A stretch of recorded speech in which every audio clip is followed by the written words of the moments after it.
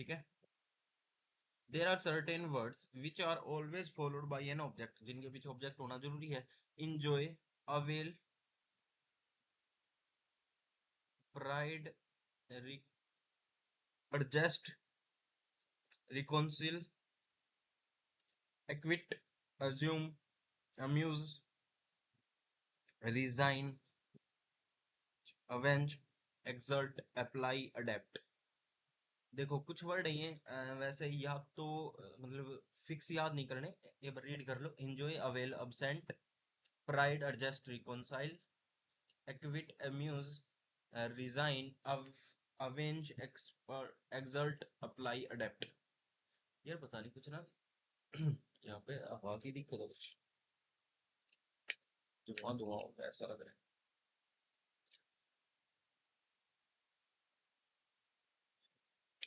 चलो, when these words are not followed by an object in the sentence, we use reflexive pronoun as their object। ठीक है, अगर इनके पीछे कोई ऑब्जेक्ट नहीं होता तो फिर हमने रिफ्लेक्सिव प्रोनाउन ऑब्जेक्ट के तौर पे लगाना पड़ता है। रिफ्लेक्सिव प्रोनाउन अब आपको समझ आ जाएगा क्या है। ही इंजॉयड, अगर इंजॉयड के बाद में कोई भी ऑब्जेक्ट है नहीं, है ना, तो हमने हिमसेल्फ लगाया। हिमसेल्फ क्या है? Reflexive pronoun. He enjoyed himself in the party. Okay.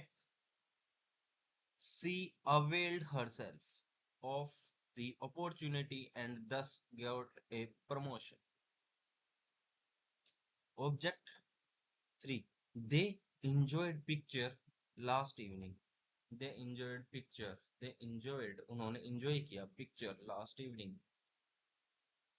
The former IPS officer acquit himself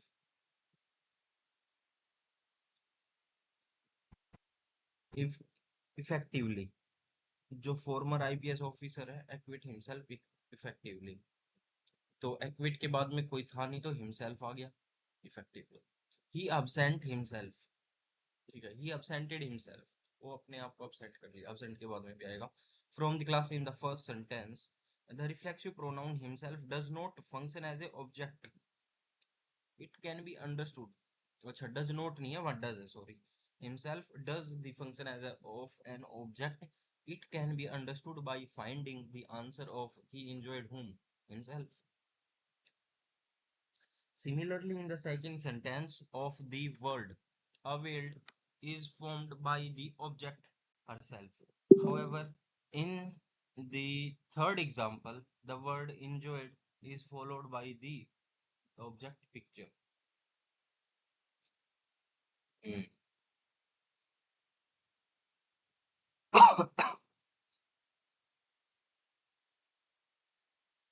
अच्छा, ये रहा third.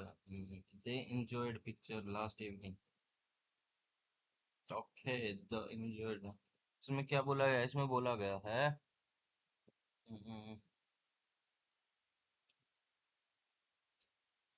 however, in the third example, the enjoyed is followed by the object picture. यहाँ पे picture पहले से ही object था तो लगाने की जरूरत पड़ी नहीं है।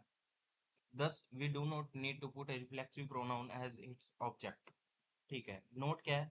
There are certain words which are not followed by a reflexive pronoun as their object। अच्छा, ये भी है कि कुछ ऐसे वर्ड भी है जिनके पीछे रिफ्लेक्सिव प्रोनाउन नहीं आता। कौन से? Keep, stop, turn, qualify, back और मूव, रेस्ट, हाइड। ठीक है, ही हाइड हिमसेल्फ नहीं होगा, ही हाइड, वो चुप गया, खत्म बात। ही कीप उसने रख लिया, ही स्टॉप वो रुक गया, he start, he turn, he qualify.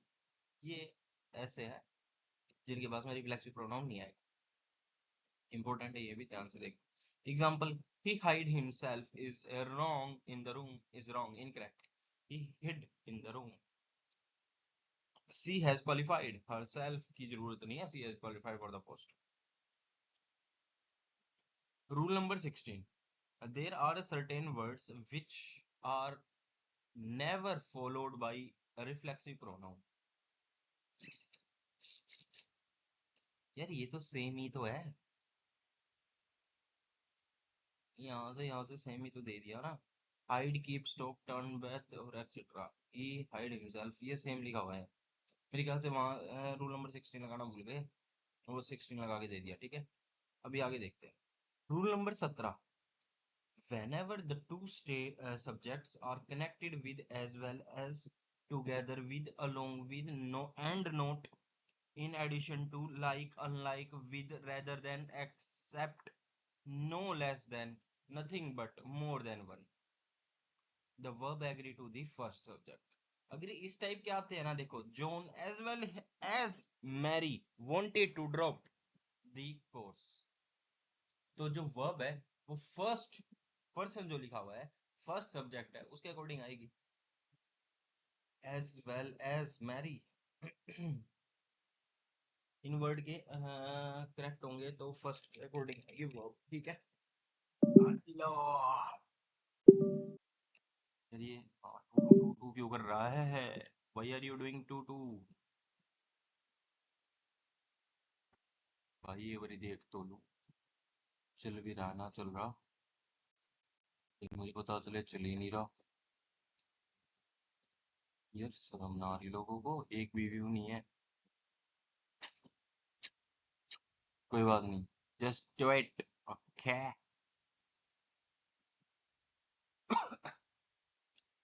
17 whenever the two subjects are connected with as well as together with along with and not in addition to like unlike with rather than except no less than nothing but more than one then the verb will be air for the first subject के according verb आएगी ठीक है John as well as Mary wanted to drop the course तो John wanted to drop wants आएगा John wants Ram as well as his friends Ram के according verb आ गई keeps asking me many questions singular verb the publisher as well as the writers has come तो publisher के लिए has आ गया the club members along with his owner तो club members की बात हो रही है were arrested ठीक है the club members along with his owner was arrested the club members along with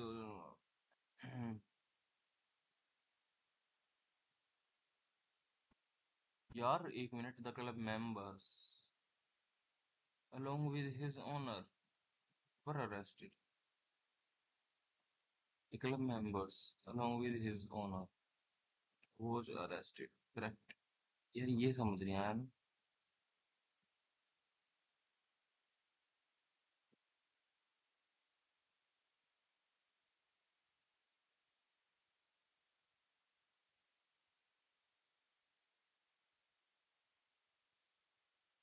देखते हैं आगे he and not his friends are found guilty गलत हो गया he and not his friends is found guilty ठीक है in the given example the subject prior to as well as singular so the singular verb once is used similarly in the second case ram is singular the verb singular verb keeps ठीक है note we follow the same rule the verb agree with the first subject when two subject are connected by governed by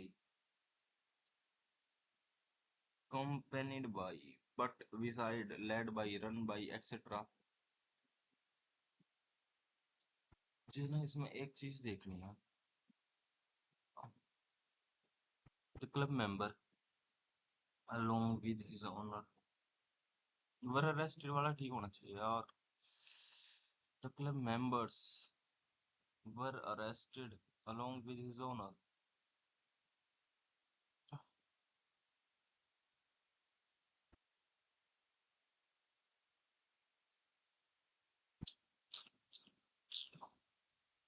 चलो देखते हैं आगे ना फिलहाल के लिए इसे एक बार छोड़ो हो सकता है प्रिंटिंग मिस्टेक हो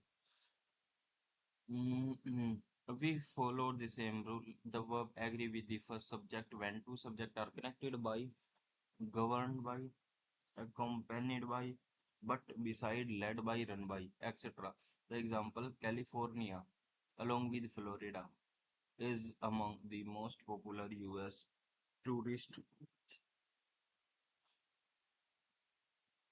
destinations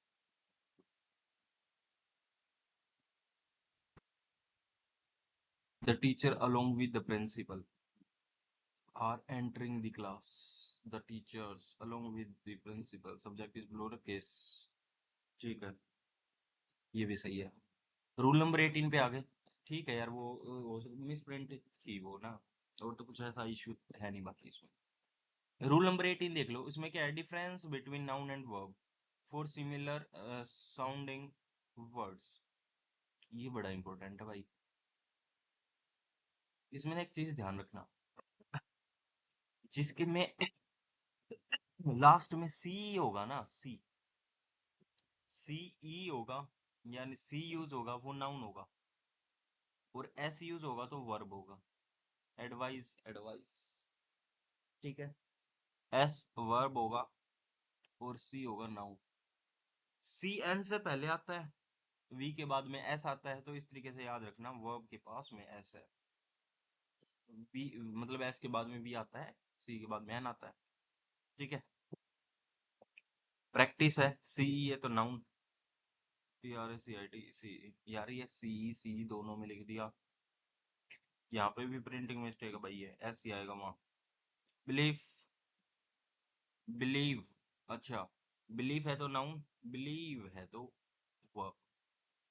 example, advice you to practice a lot since practice make a man perfect. I advise you to practice a lot since practice makes a man perfect. I am quite good at tennis, but I need to practice my serve.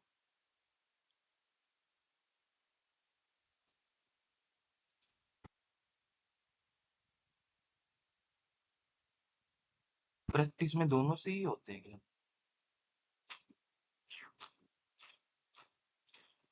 इसमें सब जगह सी लिख रखा है।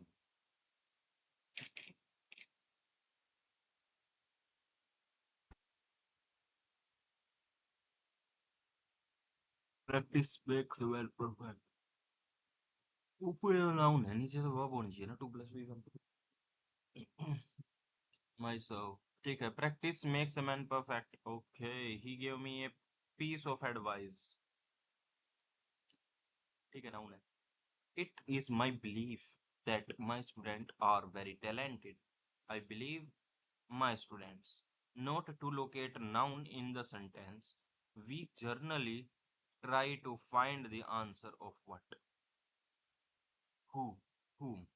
What who whom का आंसर देगा तो क्या हो जाएगा वो, सिंपल सी बात है, क्या हो जाएगा, noun. Okay, what who whom, या ब्रो। यार जमाई बेइज्जती करवा रखी है, चलो। Number 19, there are three cases of pronouns. Pronouns के तो तीन केस बताए, क्या क्या होंगे वो।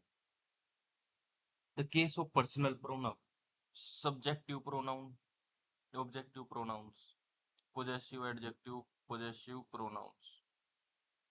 First person, me, we, me, us, my, our, mine, ours। Second person, you, your, yours। First person, I, my, me, mine, we, और us, ours। Third person, she, he, it, they, her, him, it, them, her, it, his, its, their, hers, his, theirs। Okay। Comparison are always usually done between the same things. So whenever we compare subjective case to subjective case, and objective case to objective case. Okay, example one है हमारे पास, my parents scold me more than ही।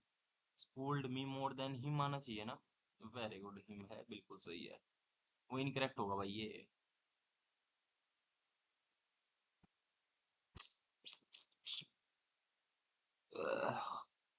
ठीक है, वो incorrect होगा, mistake होगी वहाँ। सी is taller than me, सी अगर यूज हुआ है तो आई आएगा, she is taller than I. Consider the above example. In the first case, the subjective case, my parents, is compared with the subjective case C. Okay, my parents called me. अच्छा, ये है तो सही। रुको यार, सही कह रहा है ये। जो माई पेरेंट्स कोल्ड मी, मेरे पेरेंट्स मुझे डांटते हैं, मोर देन ही, उससे भी ज्यादा मुझे डांटते हैं, जितना वो डांटता है उससे भी ज्यादा मेरे पेरेंट्स मुझे डांटते हैं। इस सेंटेंस का मीनिंग ये हुआ। और second sentence, my parents cold me more than him, मेरे पेरेंट्स मुझे ज्यादा डांटते हैं उसकी बजाय उससे ज्यादा मुझे डांटते हैं। और उसमें मेरे पेरेंट्स ज्यादा डांटते हैं जितना वो डांटता है उससे ज्यादा। ठीक है। Compared with the subjective case, if we elaborate the meaning of the sentence, it would be my parents scold me more than he does. In the second case, the objective case me is compared with the objective case him. In the second sentence, the objective case me is compared with the objective case him. If we elaborate the meaning of the sentence, it would be my parents scold me more than they scold him. Okay. Both sentence 1 and 2 are correct, but they have different meanings. ये बात सही है यार, meaning तो different है ना उनका। She likes chocolate more than me. Oh my god. वो मेरे से ज्यादा चॉकलेट पसंद करती है। Incorrect. She like chocolate more than I, जितना मैं चॉकलेट पसंद करता हूँ उससे ज्यादा वो पसंद करती है। She like chocolates more than me, वो मेरे से ज्यादा चॉकलेट को पसंद करती है। वाओ। अब मीनिंग ठीक निकल रहा है सेकंड वाले सेंटेंस में। In the first sentence we can not compare chocolates with the objective case me. Okay, in the first sentence we can't compare chocolates with the objective case me, इन chocolates को me के साथ में compare नहीं कर सकते हम। This is a wrong bro. Chocolate किसी चॉकलेट की वैरायटी या फिर और किसी चीज से अच्छा होगा ना। चॉकलेट आदमी से ज्यादा कीमती कैसे हो सकती है? How is it possible? Chocolates cannot be compared with a person, so me is wrong. However, the second sentence compares a subjective case with another subjective case. She is compared to I, hence it is correct. Correct.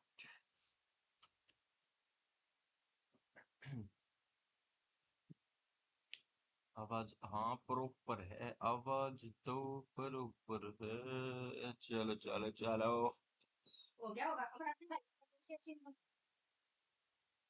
He is as tall as I. Okay, he is tall as I. वो उतना ही बड़ा है जितना मैं। Correct है। He skip he speaks more frequently than she. ये भी सही है क्योंकि जो ही है उसका कंपैरिजन सी से हो रहा है। In the above example there is no object है, ऑब्जेक्ट है ही नहीं उसमें, so we can not use an objective case. Rule number 20। Objective case था ही नहीं उसमें, ऑब्जेक्ट कोई। वाओ। रूल नंबर 20 के कब मारती? हु और whom, who versus whom। Who is used as a subjective pronoun and whom is used as an objective pronoun।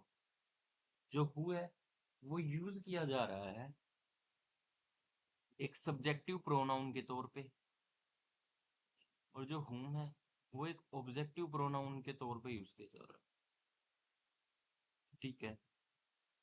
That simply means who is always a subject to a verb and object who is always working as an object in the sentence. As simple as important as that distinction is, many people have difficulty deciding on the proper use of who whom in the sentence. To clear this doubt, simply subs- substitute the personal pronoun. To clear this doubt, यार ये कहना क्या चाह रहे हैं आप? That simply means that who is always the subjective case, whom or objective case.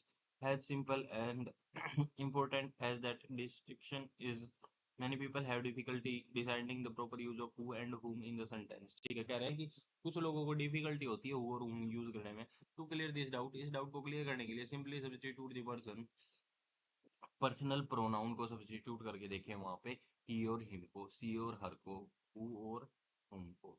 If he or she would be correct then the proper choice is who, if him or her would be correct then whom is proper choice.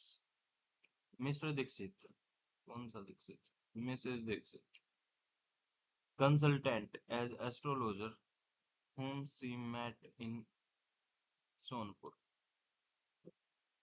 Mr. Dixit consult an astrologer.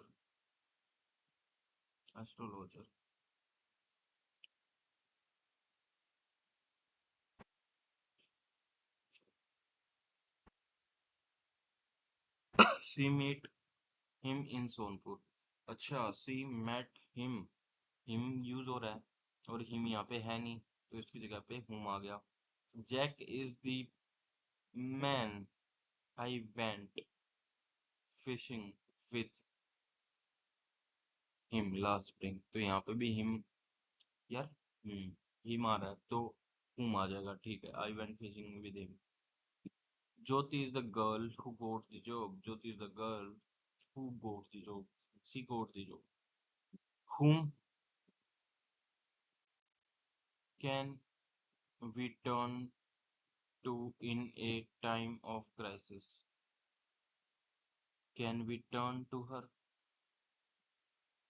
Whom can we turn to in a time of crisis?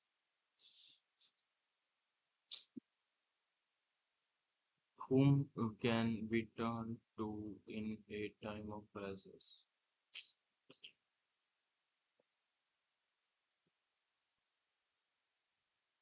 देखो यहाँ पे can we turn to him in the time of crisis, तो him आ रहा है ना, तो हुम कैन आ जाएगा, ठीक है। Can we turn to her, can we turn to him, can we turn to her, ठीक है। The delegates deferred as to they fort might win. They fort with, they fort, not हुम।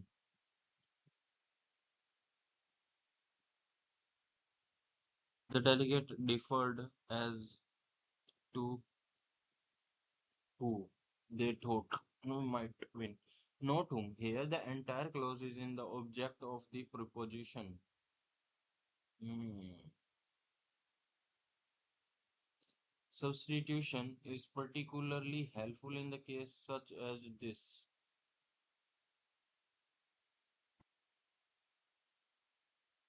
They thought he might win. They thought he might win. ठीक है, इसीलिए वो आ गया वहां पे। Fine. Some more examples. She is one of the professors who I think is mathematician. She is one of the professors I think who is a mathematician. ठीक है, who सही है। He is the man whom everyone admires. This is the man.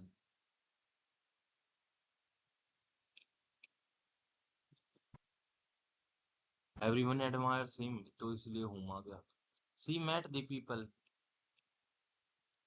who they say are helping all aspirants. She met the people. They said, they say,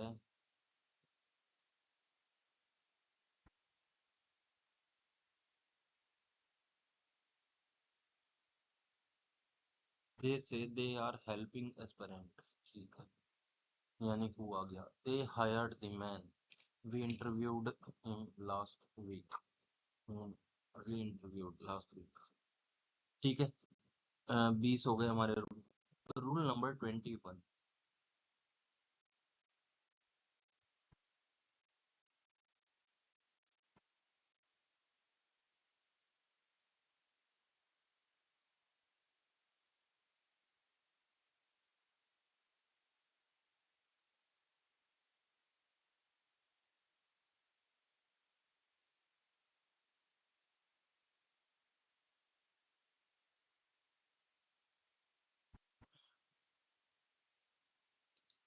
certain words like separation, excuse, mention, favor, pardon, leave, report, cite, etc. do not take possessive case before them. Before them possessive case नहीं होगा. Your separation pains me a lot and I became sad. Incorrect है. Separation from you आएगा. इनके पहले positive case नहीं आएगा. Your separation नहीं होगा. Separation from you pens me a lot and I became sad. Consider the above two example. In the first case, we cannot use your with separation as your is a possessive adjective. Positive case ही नहीं लगाना हमें ना. Pronoun adjective pro. Okay. ठीक है. However, the first sentence can be rewritten to make the grammatically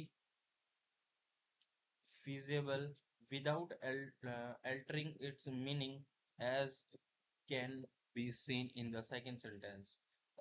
I want your favor. Will you please help me? I want your favor. नहीं, I want a favor from you. Yeah, I want favor from you. Will you please help me? This is the correct. ठीक है. Possessive case नहीं लगेगा इसके साथ में. किस किस के साथ में? Separation, excuse, mention, favour, pardon, leave, report, site. Report site भी तो है. Okay. Report site. Favour form भी हो गया.